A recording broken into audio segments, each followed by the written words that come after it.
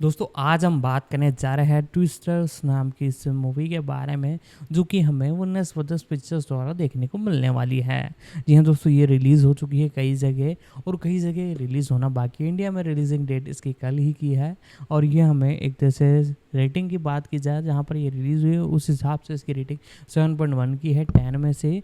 और साथ ही साथ रेड टमाटोज पर 78% की रेटिंग है। टोटल बात की जाए तो 75% से ऊपर की रेटिंग सभी प्लेटफॉर्म पर इसे मिली है। लोगों द्वारा भी इसका एक तरह से बड़ा पसंद किया जा रहा है और प्यार दिया जा रहा है। तो पूरी जानकारी मैं इस वीडियो के माध्यम से आपके लिए लेकर आया हूँ उस मूवी से रिलेटेड। तो वीडियो को कंटिन्यू हमारे साथ देखते रहिएगा। वीडियो को लाइक कर चैनल को सब्सक्राइब कर बेल आइकन दबा कर इसे ऑल पर सेट कर दीजिएगा। अब इसके बारे में हम जानना चालू करते हैं। ट्विस्टर्स 2024 की अमेरिकी आपदा फिल्म है जिसका निर्देशन ली इसाक चुंग ने किया है और इसकी पटकथा मार्क एल स्मिथ ने लिखी है जो जोसेफ कोसिंस्की की कहानी पर आधारित है। फ्रैंक मार्शल और पैट्रिक क्रॉली द्वारा निर्मित 1996 की फिल्म ट्विस्टर का एक स्टैंडअलोन सीक्वल है और इसमें Daisy Edgar Jones, Glen Powell, Anthony Ramos, Brandon Perea, Maura Tierney और साशा लेन ने अभिनय किया है। ट्विस्टर्स का प्रीमियर लंदन में 8 जुलाई 2024 को होगा और इसे वार्नर ब्रदर्स पिक्चर्स द्वारा 10 जुलाई 2024 को अंतर्राष्ट्रीय स्तर पर रिलीज किया जाएगा और इसे यूनिवर्सल पिक्चर्स द्वारा 19 जुलाई 2024 को संयुक्त राज्य अमेरिका में रिलीज किया जाएगा। फिल्म को आलोचकों से सकारात्मक समीक्षा मिली। आधार: एक बवंडर के साथ एक विनाशकारी मुठभेड़ से पीड़ित केट कूपर को उसकी दोस्त जावी द्वारा खुले मैदानों में वापस लाया जाता है ताकि वह एक नए ट्रैकिंग सिस्टम का परीक्षण कर सके। वह जल्द ही टायलर ओवेंस के साथ रास्ते पार करती है जो एक आकर्षक लेकिन लापरवाह सोशल मीडिया सुपरस्टार है जो अपने तूफान पीछा करने वाले कारनामों को पोस्ट करने में खुश है। जैसे जैसे तूफान का मौसम तेज होता है, केट, टायलर और उनकी प्रतिस्पर्धी टीमें खुद को अपने जीवन के लिए संघर्ष में पाती है क्योंकि कई सिस्टम मध्य ओक्लाहोमा पर मिलते हैं। Cast: Daisy Edgar Jones Kate Cooper, एक मौसम विज्ञानी और पूर्व तूफान पीछा करता। Glen Powell, Tyler Owens, internet पर एक प्रसिद्ध तूफान का पीछा करने वाला। एंथनी रामोस, जावी, केट के पूर्व तूफान पीछा करने वाले सहकर्मी।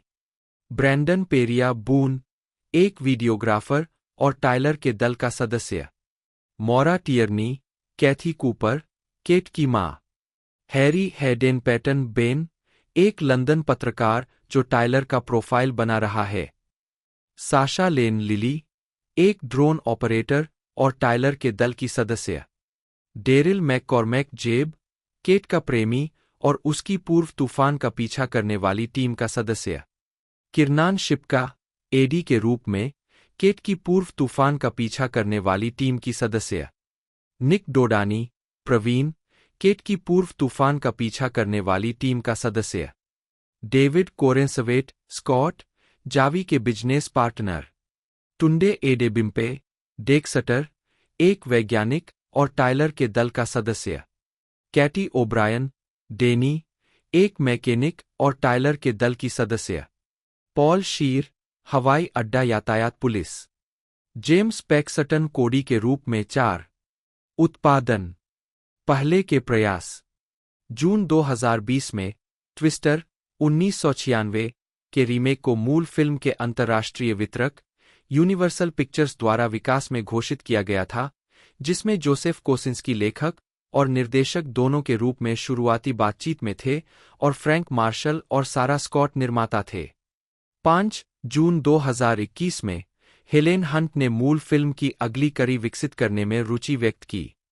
6 स्टूडियो ने हंट की अगली कड़ी लिखने और निर्देशित करने की योजना को अस्वीकार कर दिया।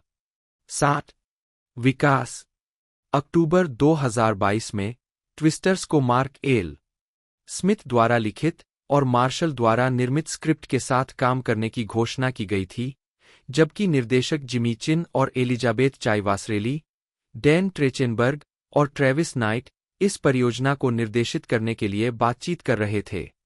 उम्मीद थी कि हंट अपनी भूमिका को फिर से निभाएंगी और यह बताया गया कि यह उनके और बिल पैक्सटन के पात्रों की बेटी पर केंद्रित होगा। 8. फिल्म में जलवायु परिवर्तन को कथानक में शामिल किया गया है। स्मिथ ने बताया, यह उन चीजों में से एक है जिसका हमने इस्तेमाल किया और यह सच है। मैंने बहुत से तूफान विशेषज्ञों, बवंडर विशेषज्ञों, तूफान का पीछा करने वालों से बात की और कुछ के साथ घूमा। यहां तक कि जलवायु परिवर्तन के कारण बवंडर का मौसम भी, जो पहले बवंडर गली हुआ करता था, एक निश्चित क्षेत्र से होकर गुजरता था। यह अब बहुत आगे पूर्व की ओर फैल गया है और यह आगे बढ़ रहा है और तिथियां व्यापक है और संख्याएं अधिक है और तूफान स्वयं अधिक हिंसक है। इसलिए हमने उस पर प्रकाश डालने के लिए साथ ही जलवायु परिवर्तन के कारणों और प्रभावों के तत्वों का उपयोग किया। 9 दिसंबर में ली इसाक चुंग को निर्देशन के लिए नियुक्त किया गया। 10 standalone sequel Universal Pictures, Warner Brothers Pictures, Amblin Entertainment और कैनेडी मार्शल कंपनी के बीच एक संयुक्त उद्यम उत्पादन है, जिसमें यूनिवर्सल और वार्नर ब्रदर्स पिछली फिल्म से वितरण की स्थिति बदल रहे हैं, जिसमें पूर्व उत्तरी अमेरिका में और बाद में अंतर्राष्ट्रीय स्तर पर वितरित किया जा रहा है। 9/10 कास्टिंग। मार्च 2023 में डेजी एडगर जोन्स मुख्य भूमिका में कलाकारों में शामिल हुई। 11 ग्लेन पॉवेल और एंथनी रामोस को अगले महीने अन्य प्रमुख भूमिकाओं में लिया गया। 12-13 मई 2023 में ब्रैंडन पेरा, डेरिल मैककॉर्मैक, मौरा टियर्नी, साशा लेन, कीरन शिप्का और डेविड कोरेंसवेट उन लोगों में शामिल थे जिन्हें कलाकारों में नए शामिल किए जाने की घोषणा की गई थी। 14, 15, 16 फिल्मांकन। $200 मिलियन के अनुमानित बजट पर 2 मुख्य फोटोग्राफी मई 2023 में ओक्लाहोमा सिटी के आसपास शुरू हुई। 17 फिल्मांकन 40 दिनों के लिए प्रेरी सर्फ स्टूडियो में और 50 दिनों के लिए मेट्रो ओक्लाहोमा सिटी में होना था। अन्य स्थानों में चिकाशा, ओकारचे, एल रेनो, स्पेंसर और कैशियन शामिल थे। 2023 SAG-AFTRA हड़ताल के कारण जुलाई में फिल्मांकन निलंबित कर दिया गया था। 18 नवंबर 2023 में हड़ताल के समापन के साथ उत्पादन फिर से शुरू हुआ और अगले महीने समाप्त हो गया। 19-20 संगीत। Twisters the album. Sound track album द्वारा विभिन्न कलाकारों। जारी किया 19 जुलाई 2024। Label Atlantic. निर्माता Kevin Weaver, Brandon Davis Ian, Cripps Joseph Khoury. 21 Twisters the album से एकल। And no love in Oklahoma. Release 16 मई 2024। Out of Oklahoma. रिलीज 20 जून 2024। 22 बेंजामिन वॉल्फिश ने फिल्म का स्कोर तैयार किया है। 23 sound track Twisters the album 19 जुलाई 2024 को रिलीज किया जाएगा और इसमें ल्यूक कॉम्प्स, मिरांडा लैम्बर्ट और अन्य सहित कई कंट्री एक्ट के गाने शामिल हैं। 24 कॉम्प्स का प्रमुख एकल आइंट नो लव इन ओक्लाहोमा 16 मई को रिलीज किया गया था। 24 बेली जिमरमैन का हेल और हाई वाटर 23 मई को डिजिटल रूप से रिलीज किया गया था। इसके बाद के हफ्तों में मेगन मोरोनी का नेवर लेफ्ट मी, टकर वेटमोर का ऑलरेडी हैड इट और टानर एडेल का टू ईजी रिलीज किया गया। इसके अतिरिक्त जेली रोल का डेड एंड रोड।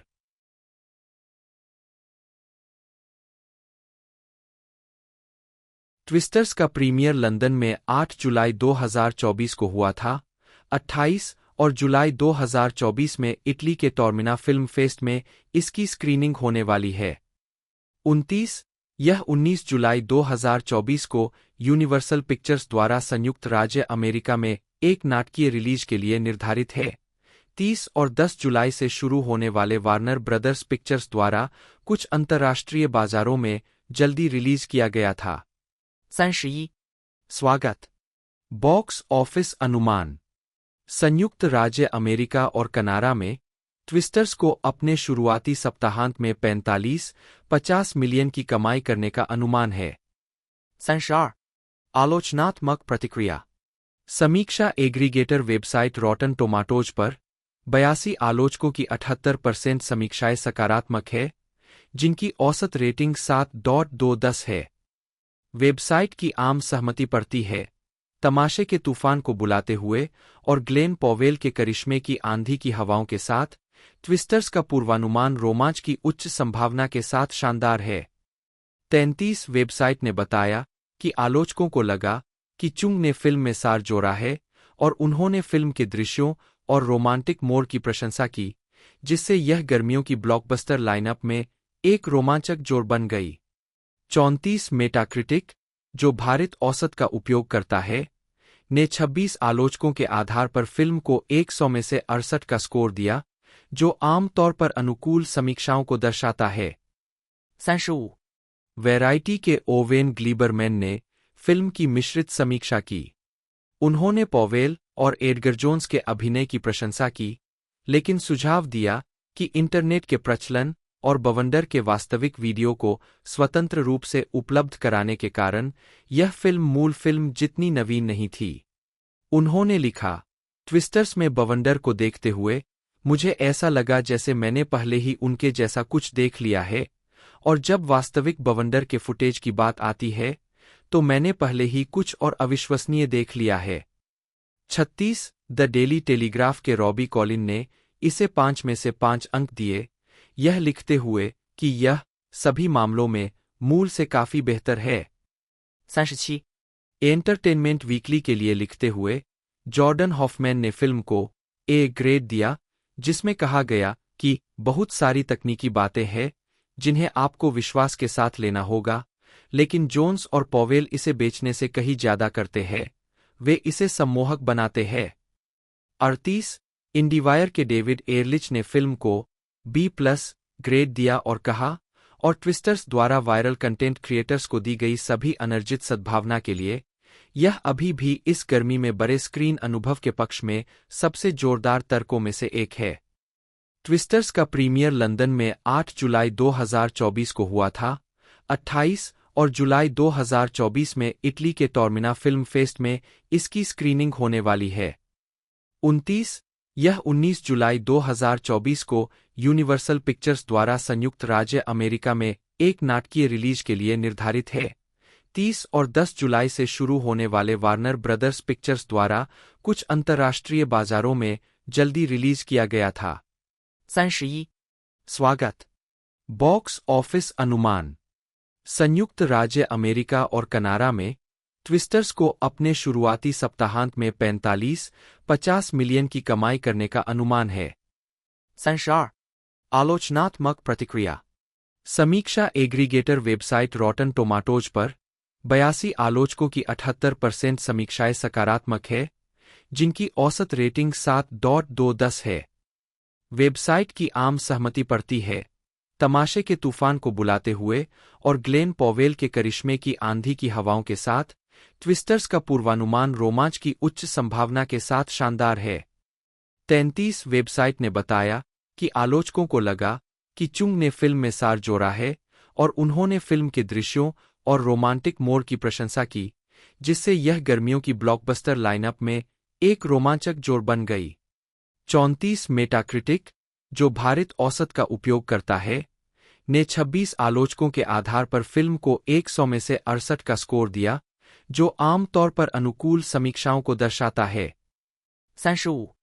वैराइटी के ओवेन ग्लीबरमैन ने फिल्म की मिश्रित समीक्षा की।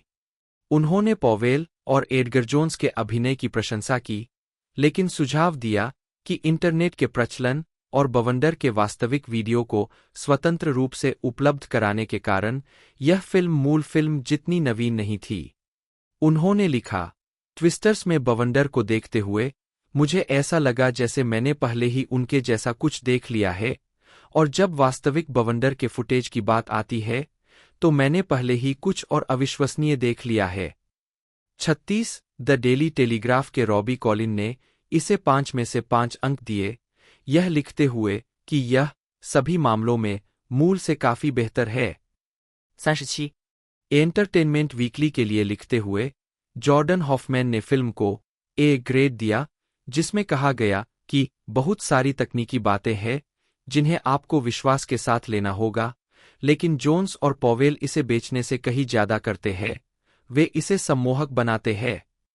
38 इंडीवायर के डेविड एयरलिच ने फिल्म को B+ ग्रेड दिया और कहा, और ट्विस्टर्स द्वारा वायरल कंटेंट क्रिएटर्स को दी गई सभी अनर्जित सद्भावना के लिए यह अभी भी इस गर्मी में बड़े स्क्रीन अनुभव के पक्ष में सबसे जोरदार तर्कों में से एक है। डेजी जेसिका एडगर जोन्स, जन्म 24 मई 1998, एक ब्रिटिश अभिनेत्री है। उन्होंने अपने करियर की शुरुआत टेलीविजन सीरीज कोल्ड फीट 2016 से 2020 और वॉर ऑफ द वर्ल्ड्स 2019 से 2021 से की थी। उन्हें मिनिसीरीज नॉर्मल पीपल 2020 में उनकी मुख्य भूमिका के लिए पहचान मिली, जिसके लिए उन्हें ब्रिटिश एकेडमी टेलीविजन अवार्ड और गोल्डन ग्लोब अवार्ड के लिए नामांकन मिला। 2022 में उन्होंने horror thriller film Fresh, mystery film Where the Crawdads Sing और crime miniseries Under the Banner of Heaven में अभिनय किया। इनमें से आखिरी में मॉर्मन हत्या की शिकार की भूमिका निभाने के लिए उन्हें अपना दूसरा गोल्डन ग्लोब नामांकन मिला। एडगर जोन्स ने आपदा फिल्म ट्विस्टर्स 2024 में एक प्रमुख भूमिका के साथ बड़े बजट की फिल्मों में विस्तार किया। ये प्रारंभिक जीवन और शिक्षा। डेजी एडगर जोन्स 2-3 का जन्म 24 मई 1998 4 को लंदन के इस्लिंगटन नगर में हुआ था। उनकी उत्तरी आयरिश माँ वेंडी एक पूर्व ड्रामा फिल्म संपादक है जो अब रियल एस्टेट में काम करती है। उनके स्कॉटिश पिता फिलिप स्काई आर्ट्स के निदेशक और स्काई में मनोरंजन के प्रमुख है। वो एडगर जोन्स लंदन के मसवेल हिल में पली बड़ी और पहली बार वर्ष 2 में एक स्कूल नाटक में अभिनय किया। 6 उन्होंने माउंट स्कूल फॉर गर्ल्स और वुडहाउस कॉलेज 7 में पढ़ाई की और उन्हें नेशनल यूथ थिएटर में भर्ती कराया गया। 8 उन्होंने ओपन यूनिवर्सिटी से पढ़ाई की। 9 कैरियर। BBC 1 पर 2016 आउटनंबर्ड क्रिसमस स्पेशल में प्रदर्शित होने के बाद 17 साल की उम्र में एडगर जोन्स को जेम्स नेस्बिट के साथ ITV के कॉमेडी ड्रामा कोल्ड फीट में ओलिविया मार्सरेन के रूप में लिया गया था। 2018 में वह साइलेंट विटनेस में जेसिका थॉम्पसन के रूप में दिखाई दीं। 11 और बिल बकहर्स्ट द्वारा निर्देशित स्वतंत्र आने वाली फीचर फिल्म पॉन्ड लाइफ में। 12-13 वह द रिलक्टेंट फंडामेंटलिस्ट के नेशनल यूथ थिएटर प्रोडक्शन में थीं। 14 एडगर जोन्स ने 2019 BBC और HBO सीरीज जेंटलमैन जैक में डेलिया रॉसन के रूप में एक आवर्ती भूमिका निभाई थी। उन्होंने गैब्रियल बर्न और एलिजाबेथ मैकगवर्न के साथ वॉर ऑफ द वर्ल्ड्स के पहले 2 सीजन के लिए एमिली ग्रेशम की भूमिका निभाई। 15 मई 2019 में यह घोषणा की गई थी कि एडगर जोन्स को हुलू और BBC 3 सीरीज नॉर्मल पीपल में पॉल मेस्कल के साथ मैरियन की मुख्य भूमिका में लिया गया था, जो सैली रूनी के उपन्यास का रूपांतरण है। 16-17 एडगर जोन्स ने फरवरी 2020 में अल्मेरा थिएटर में एल्बियन के पुनरुद्धार में अभिनय किया। 18 जिसे रिकॉर्ड किया गया और बाद में अगस्त में BBC द्वारा प्रसारित किया गया। 19 वह ब्रिटिश वोग की 2020 की प्रभावशाली महिलाओं की सूची में दिखाई दीं। 20 उनकी पहली पोस्ट नॉर्मल पीपल परियोजना thriller dark comedy film fresh का प्रीमियर 2022 सनडांस फिल्म फेस्टिवल में हुआ। 21 इसके अलावा 2022 में एडगर जोन्स ने डेलिया ओवेंस 22-23 द्वारा वेयर द क्रॉडेड सिंग के फिल्म रूपांतरण में मुख्य भूमिका निभाई थी और डस्टिन लांस ब्लैक की सच्ची अपराध miniseries Under the Banner of Heaven में भी अभिनय किया था, जो जॉन क्रैकॉर की इसी नाम की किताब का रूपांतरण है। 24 उन्हें सर्वश्रेष्ठ सहायक अभिनेत्री श्रृंखला, लघु श्रृंखला या टेलीविजन फिल्म के लिए गोल्डन ग्लोब पुरस्कार के लिए नामांकित किया गया था। 25 एडगर जोन्स की पहली बड़े बजट की फिल्म रिलीज आपदा फिल्म ट्विस्टर्स में एक प्रमुख भूमिका के साथ हुई, जो 1996 की फिल्म ट्विस्टर की एक स्टैंडअलोन सीक्वल थी।一 फिल्मोग्राफी। चाबी उन कार्यों को दर्शाता है जो अभी तक जारी नहीं हुए हैं। फिल्म वर्ष शीर्षक भूमिका टिप्पणियां 2018 तालाब जीवन कैसी 2022 ताजा नोआ जहां क्राउडेड्स गाते हैं कैथरीन क्या क्लार्क 2024 ट्विस्टर स्केट कूपर टीबीए तेज घोरों पर मुरियल पोस्ट प्रोडक्शन 26 टेलीविजन वर्ष शीर्षक भूमिका टिप्पणियां 2016至2020 ईचक ओलिविया मार्सडेन आवर्ती भूमिका 2016 अधिक संख्या कैट टेलीविजन विशेष 2017 मूक गवाह Jessica Thompson 2 episode 2019 Gentleman Jack Delia Rawson 2 episode 2019 से 2022 War of the Worlds Emily Gresham मुख्य कलाकार 2020 सामान्य लोग मैरियन शेरिडन मुख्य कलाकार 2022 स्वर्ग के झंडे तले ब्रेंडा राइट लाफ्टी मुख्य कलाकार रंगमंच वर्ष शीर्षक भूमिका स्थल 2017 अनिच्छुक मूलतत्ववादी अप्रैल Yard Theatre London England 2020 Albion Zara Almeida Theatre London England Joseph Kosinski जन्म 3 मई 1974 एक अमेरिकी फिल्म निर्देशक है जो अपने कंप्यूटर ग्राफिक्स और कंप्यूटर जनरेटेड इमेजरी सीजीआई काम और एक्शन फिल्मों में अपने काम के लिए जाने जाते हैं। उन्होंने Tron legacy 2010, oblivion 2013, only the brave 2017, top Gun Maverick 2022 और स्पाइडरहेड 2022 फिल्मों का निर्देशन किया है। उनका पिछला काम मुख्य रूप से संबंधित टेलीविजन विज्ञापनों के साथ रहा है, जिसमें हेलो 3-2 के लिए स्टाररी नाइट विज्ञापन और गियर्स ऑफ वॉर के लिए पुरस्कार विजेता मैड वर्ल्ड विज्ञापन शामिल है। 3 जीवन और कैरियर कोसिंस्की का पालन पोषण आयोवा के मार्शल टाउन में हुआ। वे फ्रांसीसी कनाडाई मूल की पेट्रीसिया नी प्रोवोस्ट और पोलिश मूल के डॉक्टर जोएल कोसिंस्की के बेटे थे। 4, 5, 6, 7 उनकी पहली प्रमुख फिल्म स्पेशल इफेक्ट्स से भरपूर ट्रॉन लिगेसी थी। 8, 9 यह फिल्म दिसंबर 2010 में रिलीज होने के साथ डिज्नी डिजिटल 3D और आईमैक्स 3D में थी और इसने दुनिया भर में $400 मिलियन की कमाई की। 10 2005 में लॉस एंजेलिस जाने के बाद उन्होंने एक फिल्म ट्रीटमेंट लिखना शुरू किया जो अंतः रेडिकल कॉमिक्स के लिए ओब्लिवियन शीर्षक से एक अप्रकाशित ग्राफिक उपन्यास के रूप में विकसित हुआ। 11 अगस्त 2010 में वॉल्ट डिज्नी पिक्चर्स ने काम के अधिकार हासिल कर लिए। 12 विलियम मोनाहन ने फिल्म रूपांतरण के लिए पटकथा पर काम किया। 8 मार्च 2011 में यह बताया गया कि कार्ल गजडुसेक पटकथा को फिर से लिखेंगे। 13 फिल्म को पीजी रेटिंग के साथ रखने के प्रयास असफल रहे, जिसके कारण डिज्नी ने अधिकार छोड़ दिए जो यूनिवर्सल पिक्चर्स द्वारा अधिग्रहित किए गए थे और PG-13 रेटिंग पर सहमत हुए।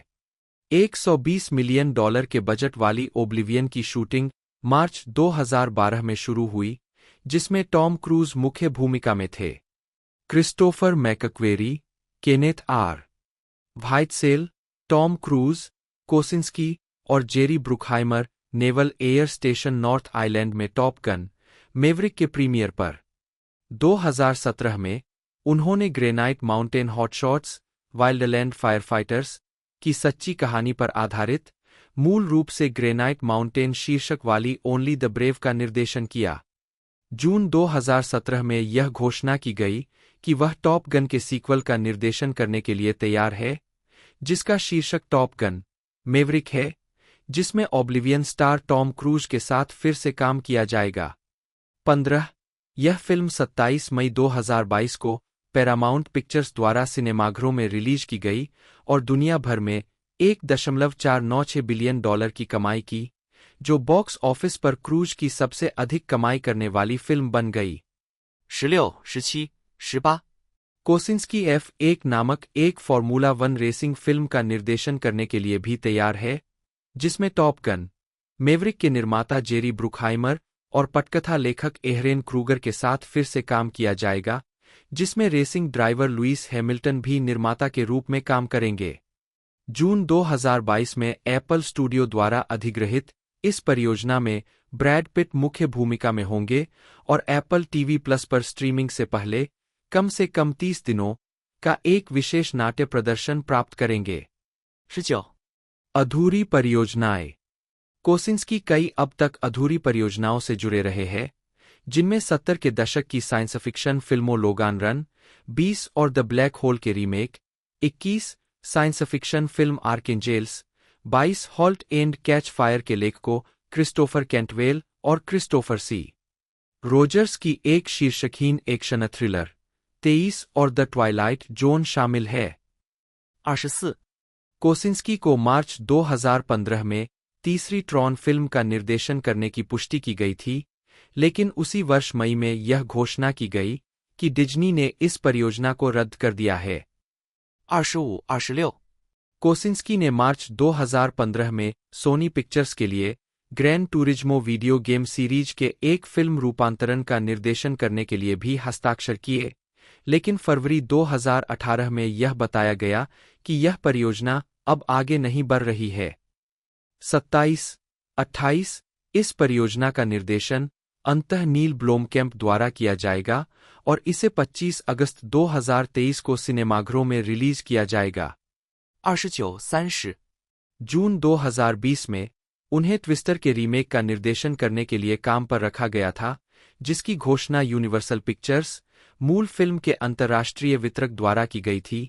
31 लेकिन अक्टूबर 2022 में कोसिंस्की ने परियोजना को विरासत सीक्वल ट्विस्टर्स में फिर से तैयार करने के बाद पद छोड़ दिया और उनकी जगह ली इसाक चुंग को निर्देशक के रूप में नियुक्त किया गया। 32, 33. शिक्षा। Kosinski Columbia Graduate School of Architecture, Planning and Preservation GSAPP के पूर्व छात्र है और आर्किटेक्चर के सहायक प्रोफेसर थे। 34 जो छात्रों को 3D मॉडलिंग और ग्राफिक्स में मदद करते थे। 35 2008 में उन्होंने आर्किटेक्चर में अपनी शिक्षा, विज्ञापनों में तकनीकी लिफाफे को आगे बढ़ाने और फीचर फिल्मों में अपनी अंतिम प्रगति के बारे में विस्तार से बात की। 36. पुरस्कार।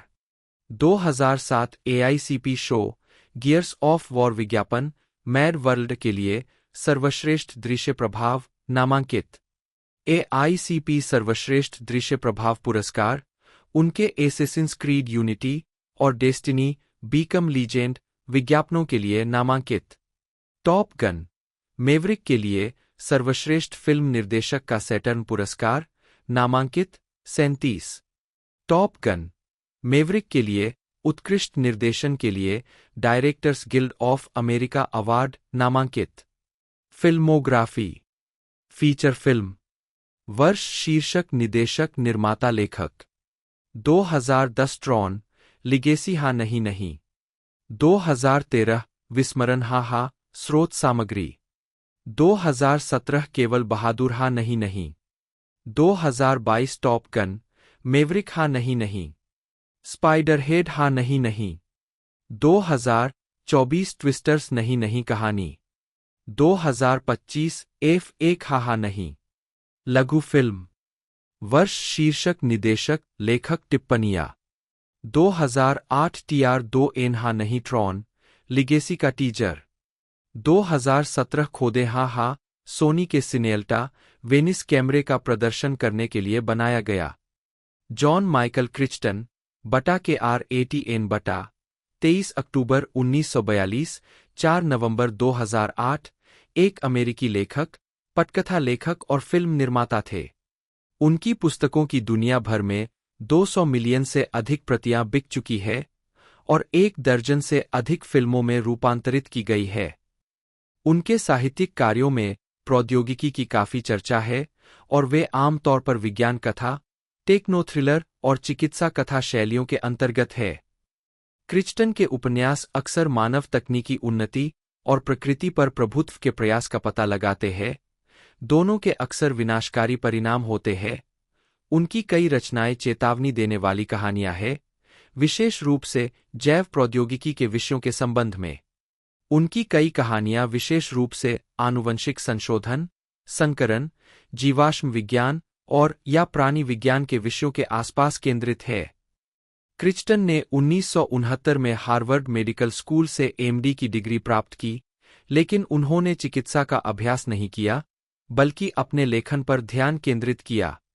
शुरुआत में छद्म नाम से लिखते हुए उन्होंने अंततः 26 उपन्यास लिखे, जिनमें शामिल है The Andromeda Strain 1969, The Terminal Man 1972, The Great Train Robbery 1975, Congo 1980, Sphere 1987, Jurassic Park 1990, Rising Sun 1992, Disclosure 1994, The Lost World 1995, Airframe 1996, Timeline 1999, Prey 2002, State of Fear 2004 और नेक्स्ट 2006। 2008 में उनकी मृत्यु के बाद कई उपन्यास विभिन्न पूर्णता अवस्थाओं में प्रकाशित हुए।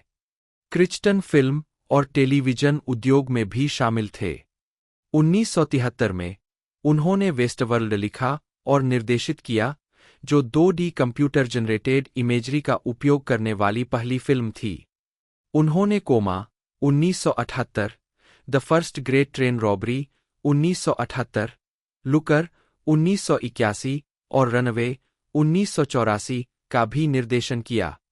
वह टेलीविजन श्रृंखला ER 1994 से 2009 के निर्माता थे और उनके कई उपन्यासों को फिल्मों में रूपांतरित किया गया था, जिनमें सबसे उल्लेखनीय जुरासिक पार्क फ्रेंचाइजी थी। जीवन। प्रारंभिक जीवन। जॉन माइकल क्रिचटन एक का जन्म 23 अक्टूबर 1942 को शिकागो, इलिनॉइस में हुआ था। 2-3-4-5 जॉन हेंडरसन क्रिचटन, एक पत्रकार, और जुला मिलर क्रिचटन, एक गृहिणी के घर। उनका लालन पालन लॉन्ग आइलैंड, रोजलिन, न्यूयॉर्क में हुआ था। और उन्होंने छोटी उम्र से ही लेखन में गहरी रुचि दिखाई। 16 साल की उम्र में उन्होंने द न्यूयॉर्क टाइम्स में सनसेट क्रेटर की अपनी यात्रा के बारे में एक लेख प्रकाशित किया था। 6-7 क्रिचटन ने बाद में याद करते हुए कहा, रोसलिन एक अलग दुनिया थी। पीछे मुड़कर देखें तो यह उल्लेखनीय है कि क्या नहीं हो रहा था। वहां कोई आतंक नहीं था। बच्चों के साथ दुर्व्यवहार का कोई डर नहीं था। बेतरतीब हत्या का कोई डर नहीं था। कोई नशीली दवाओं का उपयोग नहीं था जिसके बारे में हम जानते थे। मैं स्कूल पैदल जाता था। मैं मीलों मील अपनी साइकिल से जाता था। मेन स्ट्रीट पर फिल्म देखने जाता था और पियानो सबक लेता था। बच्चों को आजादी थी। यह इतनी खतरनाक दुनिया नहीं थी। हमने खूब पढ़ाई की और हमें वहां बहुत अच्छी शिक्षा मिली। क्रिचटन ने हमेशा एक लेखक बनने की योजना बनाई थी और 1960 में हार्वर्ड कॉलेज में अपनी पढ़ाई शुरू की। 6 साहित्य में अपने स्नातक अध्ययन के दौरान उन्होंने एक प्रोफेसर को बेनकाब करने के लिए एक प्रयोग किया, जिसके बारे में उनका मानना था कि वह उन्हें असामान्य रूप से कम अंक दे रहा था और उनकी साहित्यिक शैली की आलोचना कर रहा था। 9-4 अपने संदेह के बारे में एक अन्य प्रोफेसर को सूचित करते हुए। 10 क्रिचटन ने जॉर्ज ऑरवेल का एक निबंध अपने नाम से प्रस्तुत किया। कागज को उनके अनजाने प्रोफेसर ने B के निशान के साथ वापस कर दिया। 11 बाद में उन्होंने कहा, अब ऑरवेल एक अद्भुत लेखक थे और अगर B- ही उन्हें मिल सकता था तो मैंने सोचा कि बेहतर होगा कि मैं अंग्रेजी को अपने प्रमुख के रूप में छोड़ दूं। 8 अंग्रेजी विभाग के साथ उनके मतभेदों के कारण क्रिचटन ने अपनी स्नातक एकाग्रता को बदल दिया। 12 उन्हें 1964 से 1965 तक Henry Russell Shaw Travelling Fellowship मिली, जिसने उन्हें यूनाइटेड किंगडम में कैम्ब्रिज विश्वविद्यालय में नृविज्ञान में विजिटिंग लेक्चरर के रूप में काम करने की अनुमति दी। 12-13 बाद में क्रिचटन ने हार्वर्ड मेडिकल स्कूल में दाखिला लिया। 14 बाद में क्रिचटन ने कहा मेडिकल स्कूल में लगभग 2 हफ्ते के बाद मुझे एहसास हुआ कि मुझे इससे नफरत है। यह असामान्य नहीं है, क्योंकि हर कोई मेडिकल स्कूल से नफरत करता है, यहां तक कि खुश अभ्यास करने वाले चिकित्सक भी। 15. छद्मनाम उपन्यास 1965 से 1968। क्रिचटन ने अपना उपनाम जेफरी हडसन रखा, जो 17वीं शताब्दी के एक दरबारी बौने और उसकी अपनी असामान्य ऊंचाई का संदर्भ था। 1965 में हार्वर्ड मेडिकल स्कूल में रहते हुए क्रिचटन ने एक उपन्यास लिखा, ऑड्स ऑन। मैंने फर्नीचर और किराने का सामान के लिए लिखा, उन्होंने बाद में कहा। 16 ऑड्स ऑन एक 215 पन्नों का पेपरबैक उपन्यास है, जो स्पेन के कोस्टा ब्रावा के एक सुनसान होटल में डकैती के प्रयास का वर्णन करता है। डकैती की योजना एक महत्वपूर्ण पथ विश्लेषण कंप्यूटर प्रोग्राम की मदद से वैज्ञानिक रूप से बनाई जाती है, लेकिन अप्रत्याशित घटनाएं इसमें बाधा बन जाती है। क्रिचटन ने इसे डबलडे को भेजा, जहां एक पाठक को यह पसंद आया, लेकिन उसे लगा कि यह कंपनी के लिए नहीं है। डबलडे ने इसे न्यू अमेरिकन लाइब्रेरी को भेज दिया, जिसने इसे 1966 में प्रकाशित किया। क्रिचटन ने पेन नाम जॉन लैंग का इस्तेमाल किया क्योंकि उन्होंने डॉक्टर बनने की योजना बनाई थी। 17 यह उपन्यास इतना सफल रहा कि जॉन लैंग के उपन्यासों की एक श्रृंखला शुरू हुई। 15 1969 में फिल्म के अधिकार बेचे गए, लेकिन कोई फिल्म नहीं बनी। 18.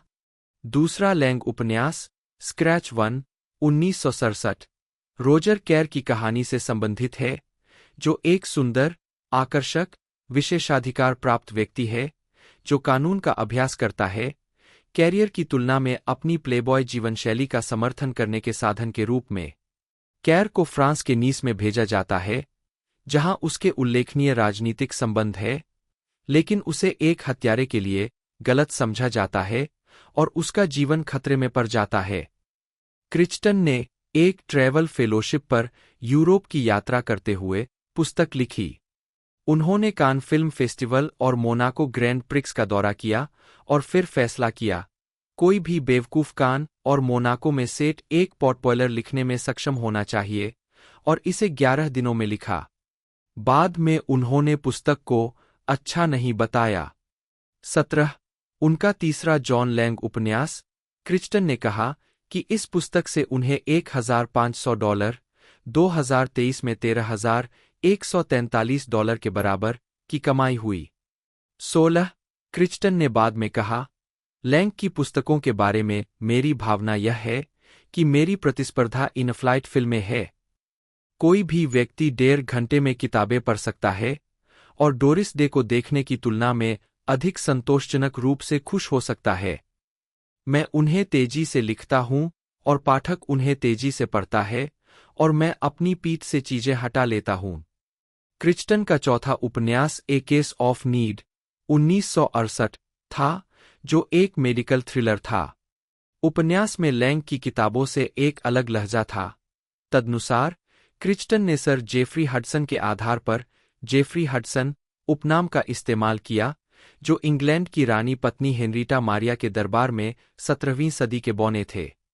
20 यह उपन्यास क्रिचटन के भविष्य के उपन्यासों में एक महत्वपूर्ण मोड़ साबित होगा, जिसमें विषय वस्तु में तकनीक महत्वपूर्ण है, हालांकि यह उपन्यास चिकित्सा पद्धति के बारे में भी उतना ही था। उपन्यास ने उन्हें 1969 में एडगर पुरस्कार दिलाया। 21 उन्होंने अन्य चिकित्सा उपन्यासों के लिए जेफरी हडसन छद्म नाम का उपयोग करने का इरादा किया, लेकिन इसका उपयोग केवल एक बार ही किया। पुस्तक को बाद में फिल्म द कैरी ट्रीटमेंट 1972 में रूपांतरित किया गया। 22.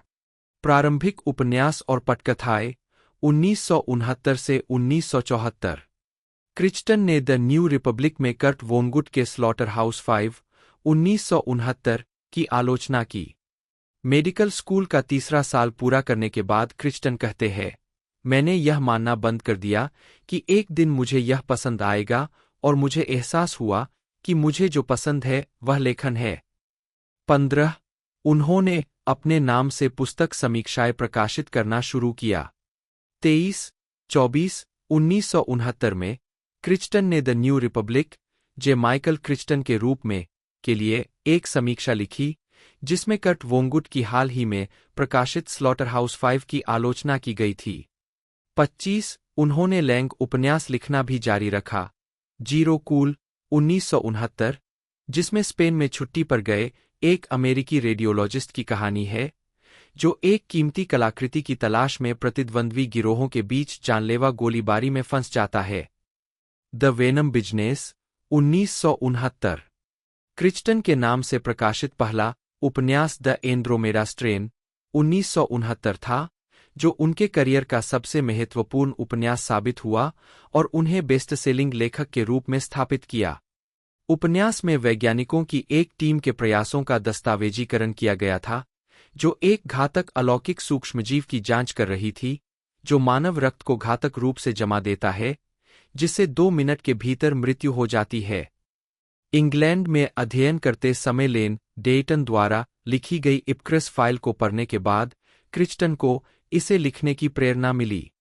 क्रिचटन का कहना है कि वह पुस्तक से बहुत प्रभावित थे, पहचानने योग्य तकनीकों और वास्तविक लोगों का उपयोग करके एक काल्पनिक दुनिया बनाने की कोशिश के मामले में एंड्रोमेडा का बहुत कुछ इपक्रस से जुड़ा हुआ है। 17 उन्होंने 3 वर्षों में उपन्यास लिखा। 17 उपन्यास तुरंत हिट हो गया और फिल्म के अधिकार $250,000 में बेचे गए। 22 इसे निर्देशक रॉबर्ट वाइज ने 1971 में एक फिल्म में रूपांतरित किया। 26 बोस्टन सिटी हॉस्पिटल में अपने क्लिनिकल रोटेशन के दौरान क्रिचटन वहां की संस्कृति से निराश हो गए, जो मरीजों के हितों की तुलना में डॉक्टरों के हितों और प्रतिष्ठा पर जोर देती थी। 9 पेज की जरूरत उन्होंने 1969 में एमडी प्राप्त करते हुए हार्वर्ड से स्नातक की उपाधि प्राप्त की। 27 और 1969 से 1970 तक कैलिफोर्निया के लाजोला में Salk institute for biological studies में पोस्टडॉक्टरल फेलोशिप अध्ययन किया। 28 उन्होंने कभी भी चिकित्सा का अभ्यास करने के लिए लाइसेंस प्राप्त नहीं किया, इसके बजाय उन्होंने खुद को अपने लेखन करियर के लिए समर्पित कर दिया।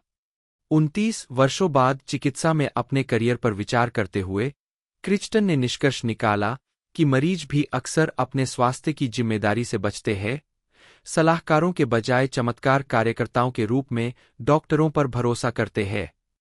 उन्होंने सूक्ष्म प्रक्षेपण, आभा देखने और दिव्यदृष्टि के साथ प्रयोग किया।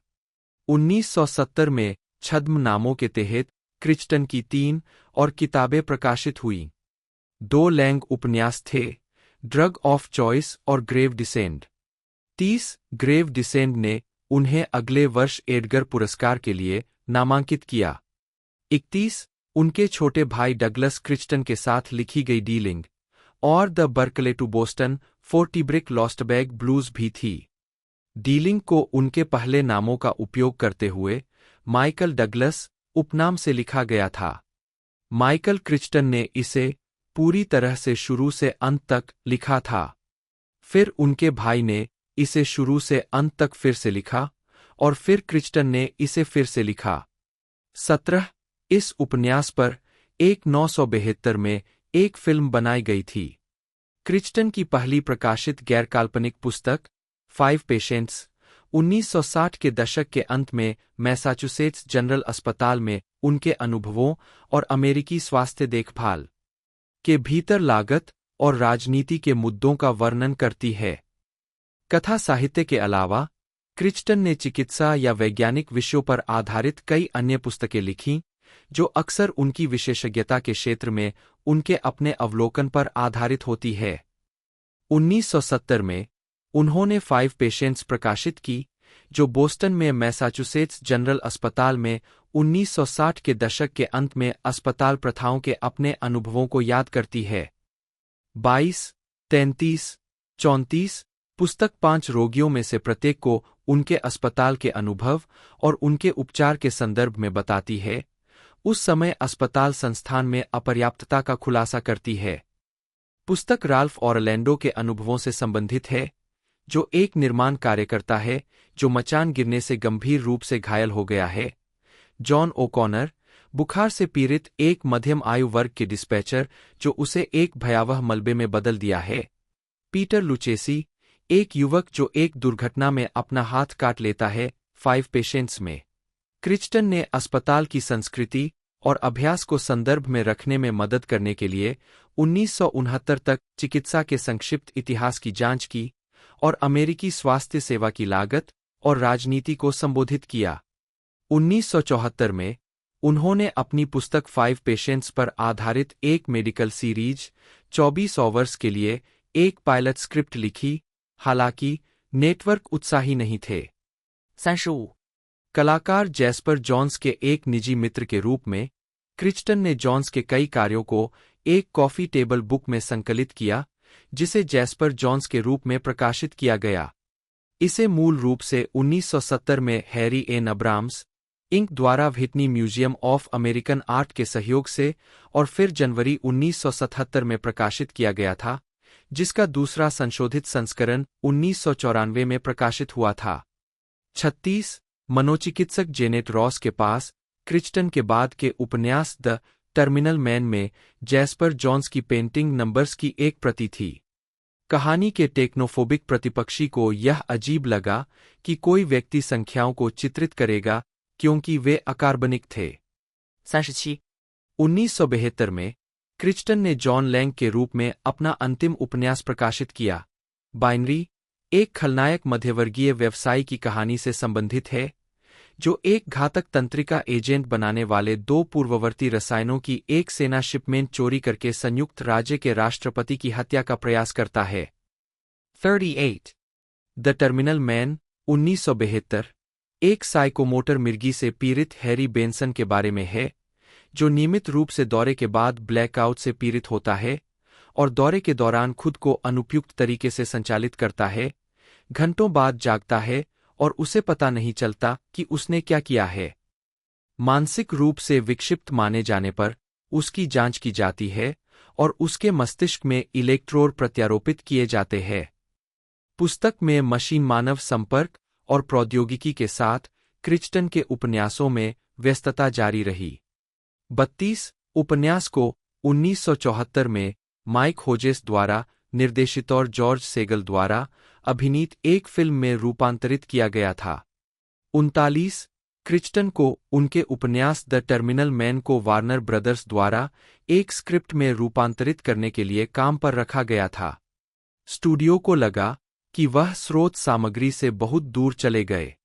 एबीसी टीवी क्रिस्टन के उपन्यास बाइनरी के फिल्म अधिकार खरीदना चाहता था।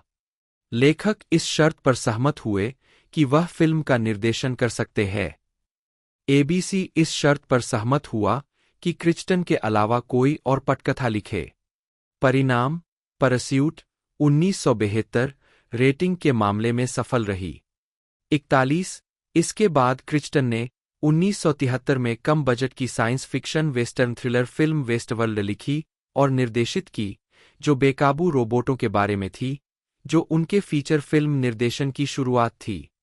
यह 2D computer generated imagery (CGI) का उपयोग करने वाली पहली फीचर फिल्म थी।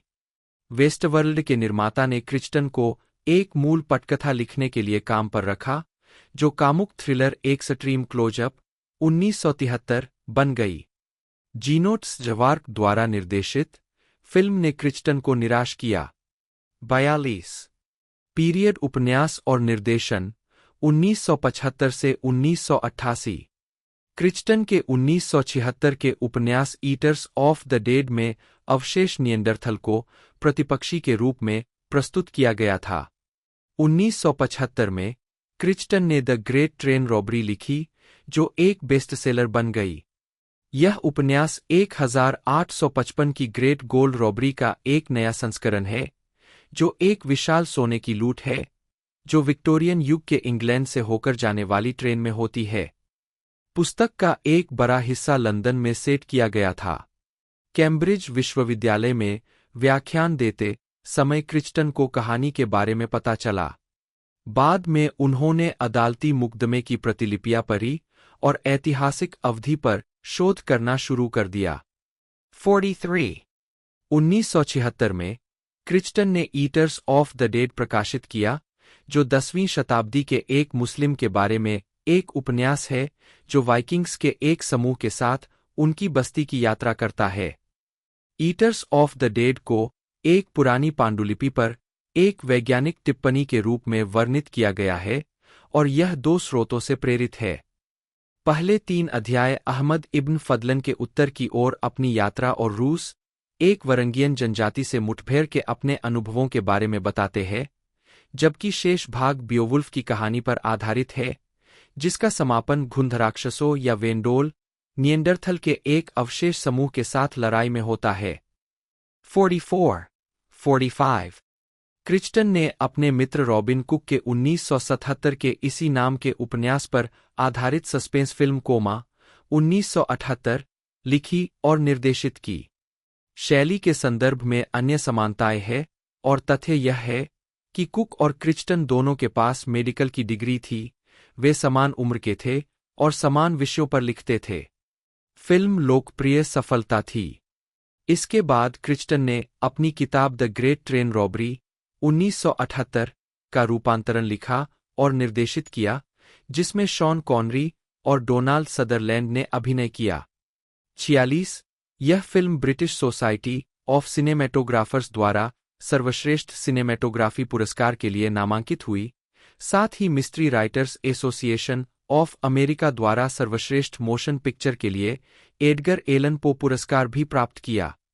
1999 में क्रिचटन ने टाइमलाइन प्रकाशित की, जो एक विज्ञान कथा उपन्यास है जिसमें विशेषज्ञ मध्यकालीन काल में समय यात्रा करते हैं।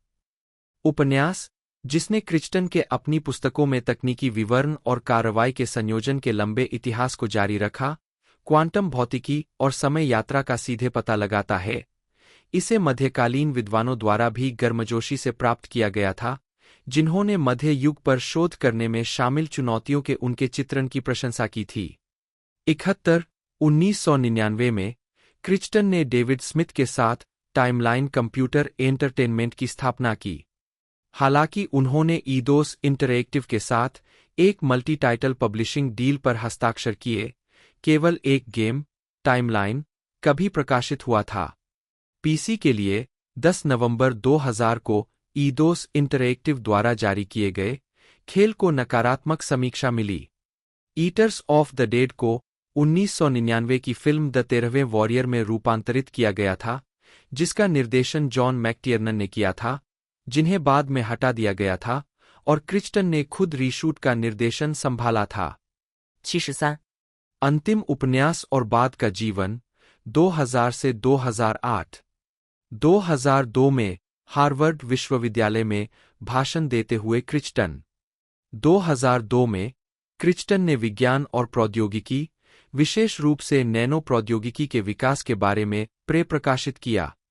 यह उपन्यास वैज्ञानिक समुदाय के काम से उत्पन्न अपेक्षाकृत हाल की घटनाओं की खोज करता है, जैसे कृत्रिम जीवन, उद्भव और विस्तार से जटिलता, आनुवंशिक एल्गोरिदम और एजेंट आधारित कंप्यूटिंग।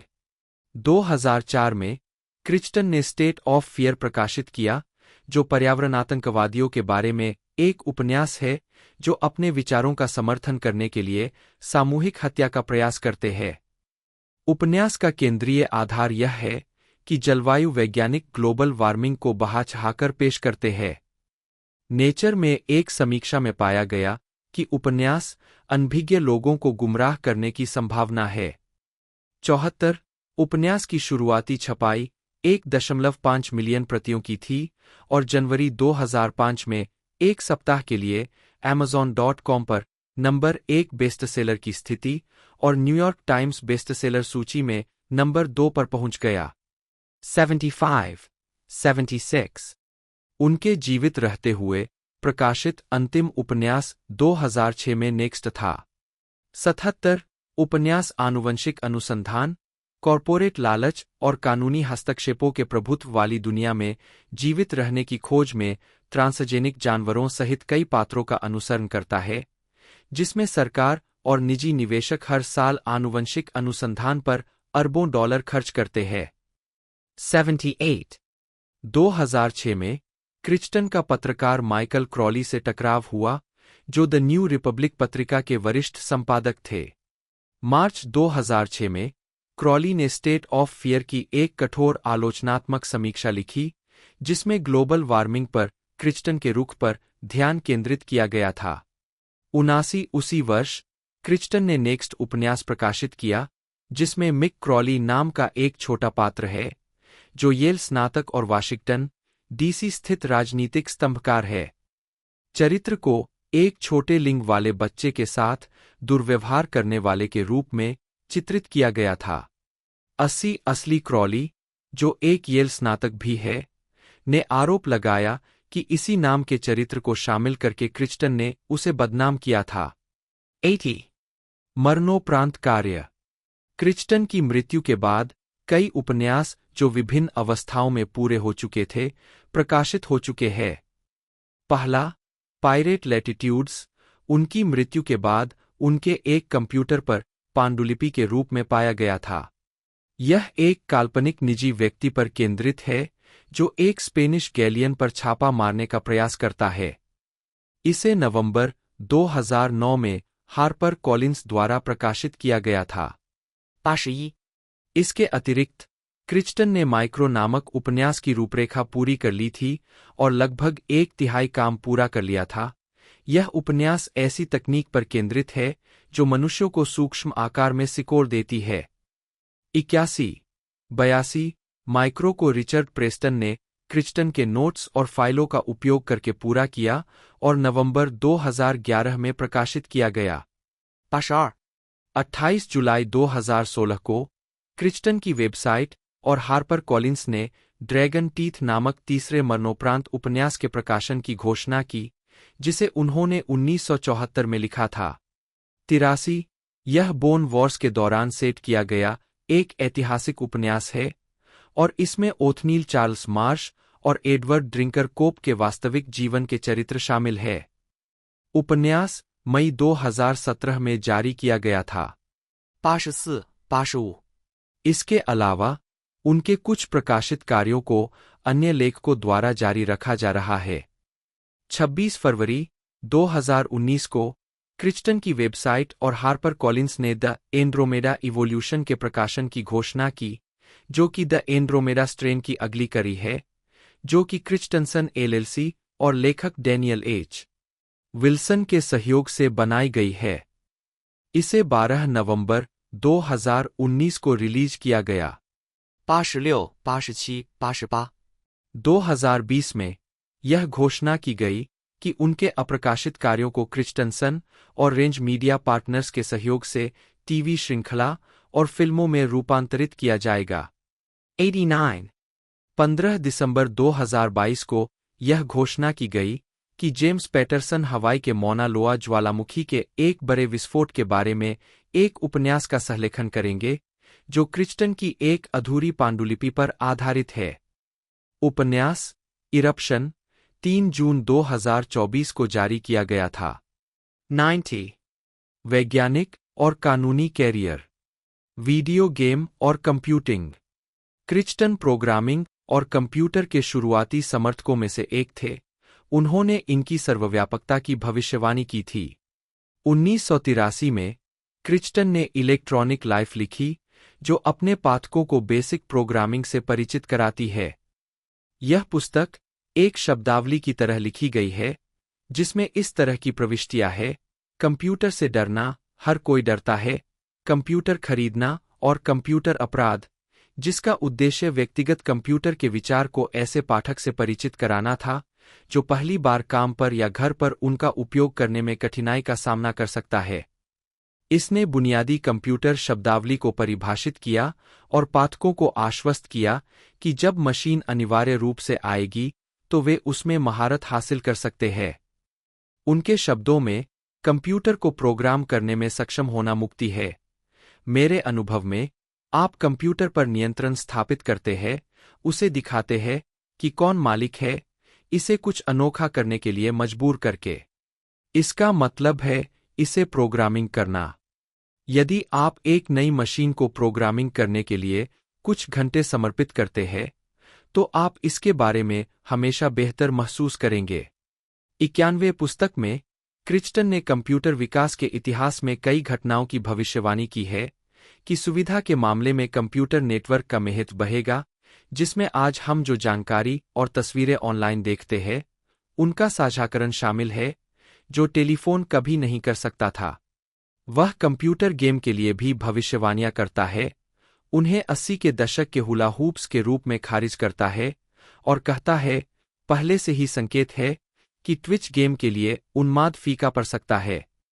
पुस्तक के एक भाग में माइक्रोप्रोसेसर या मैं हार्वर्ड में बायोस्टैटिस्टिक्स में कैसे विफल हुआ, क्रिचटन फिर से उस शिक्षक से अपना बदला लेना चाहता है जिसने उसे कॉलेज में असामान्य रूप से कम ग्रेड दिए थे।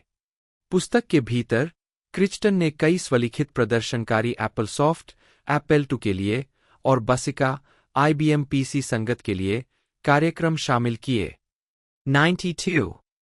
क्रिचटन ने एक कंपनी शुरू की जिसमें उन्होंने एक कंप्यूटर प्रोग्राम बेचा जिसे उन्होंने मूल रूप से अपनी फिल्मों के लिए बजट बनाने में मदद करने के लिए लिखा था।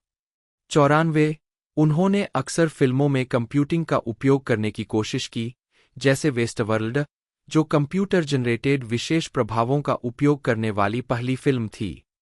उन्होंने स्पीलबर्ग को जुरासिक पार्क फिल्मों में उन्हें शामिल करने के लिए भी प्रेरित किया।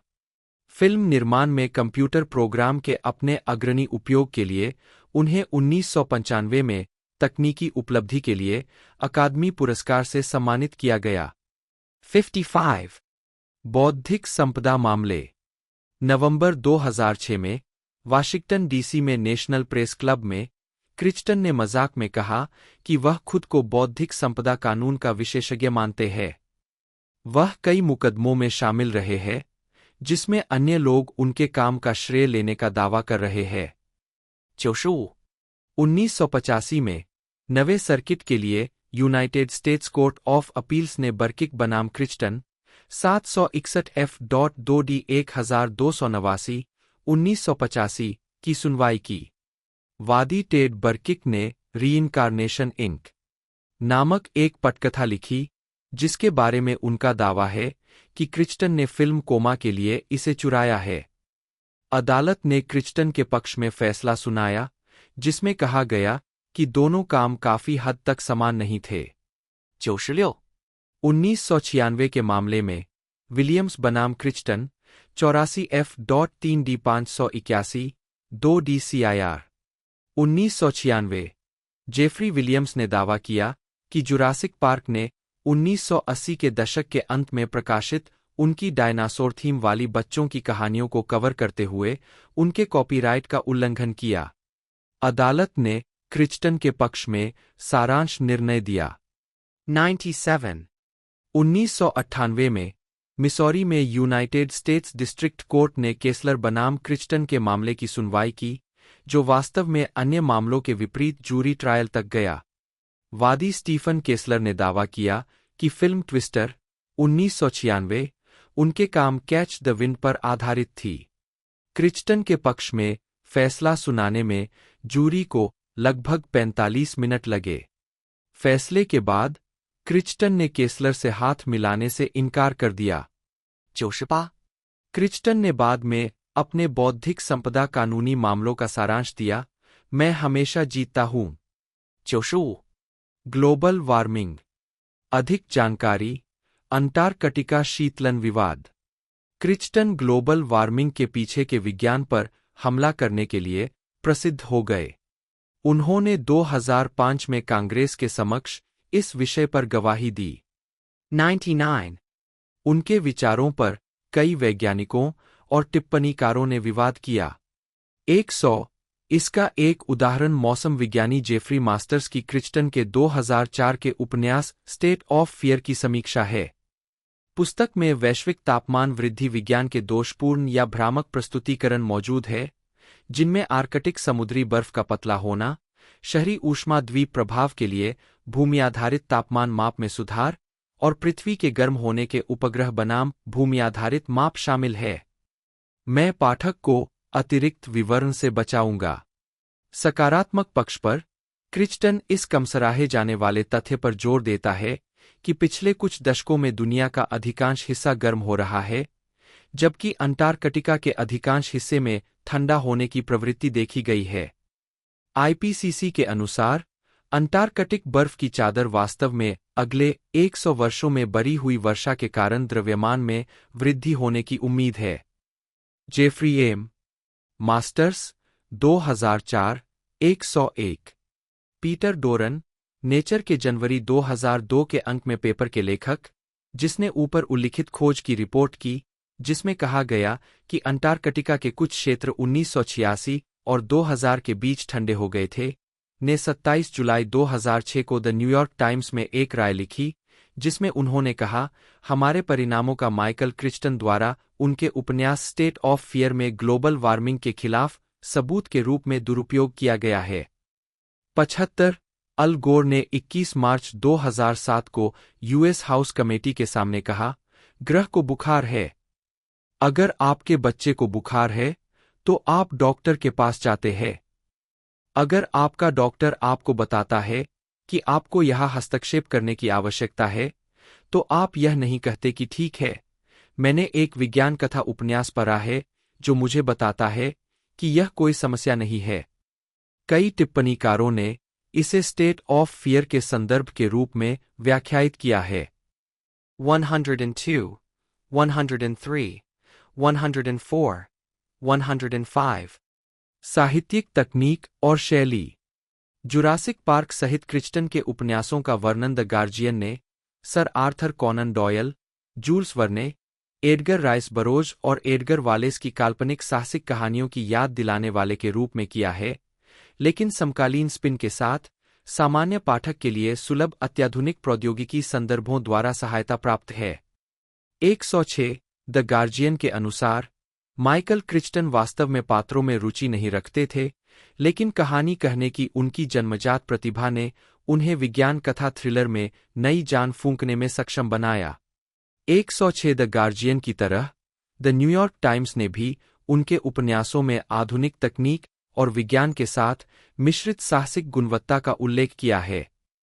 द न्यूयॉर्क टाइम्स के अनुसार तो दोस्तों इसकी रिलीजिंग डेट है, जैसा कि मैं आपको बता चुका हूँ, कई जगह रिलीज़ हो चुकी है। तो लंदन में इसे रिलीज़ किया गया था 31 से 8 जुलाई 2024 को। उसकी बेस रेटिंग 75% से ऊपर मैंने आपको बताई दी है, प्लेटफॉर्मों पर है। और 19 जुलाई 2024 को यूनाइटेड स्टेट में इसे एक तरह से बनाया गया था। रनिंग लेंथ की बात की जाए तो 112 मिनट टोटल इसकी रनिंग लेंथ थी और 200 मिलियन के बजट में इसे बनाया गया था। जब इसे रिलीज़ किया गया टोटल इसकी रिकवरी हमें अब तक देखने को मिली है 11.5 मिलियन की, जो कि बेहद कम है इस मूवी के हिसाब से। बाकी कल के दिन इसे वर्ल्ड वाइड और भी कई जगह कई कंट्रियों में रिलीज़ किया जाएगा इंडिया के साथ साथ, तो इसका बिजनेस थोड़ा बढ़ सकता है। बाकी फिर OTT प्लेटफॉर्म पर आने में से थोड़ी एक तरह से तकलीफ का सामना करना पड़ सकता है। साथ ही साथ इसका डिस्ट्रीब्यूशन हिंदी के अंदर वनस ब्रदर्स पिक्चर्स ने संभाला है। तो टीजर ट्रेलर तो आपने देख लिया होगा। तो यदि आपको ये वीडियो अच्छी लगी है तो वीडियो को लाइक कर चैनल को सब्सक्राइब कर बेल आइकन दबाकर इसे ऑल पर सेट कर दीजिएगा। आज की इस वीडियो में दोस्तों इतना ही, मिलते हैं अगले वीडियो में।